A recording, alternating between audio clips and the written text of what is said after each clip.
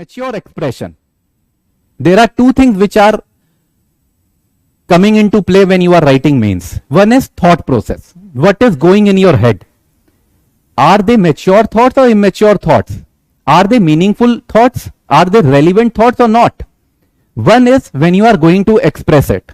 So if you do not have control over your language, if nobody has told you that this is the language which UPSC prefers and this is the standard use of language, then probably you will be doing that mistake.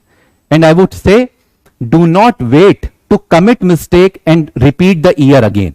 It is better that you talk to intelligent people. It is better you talk to some people, those who have already appeared in mains, and take their opinion, right? Be it faculty members or anyone. So the maturity of thought and expression, these two skills are very much required. Okay.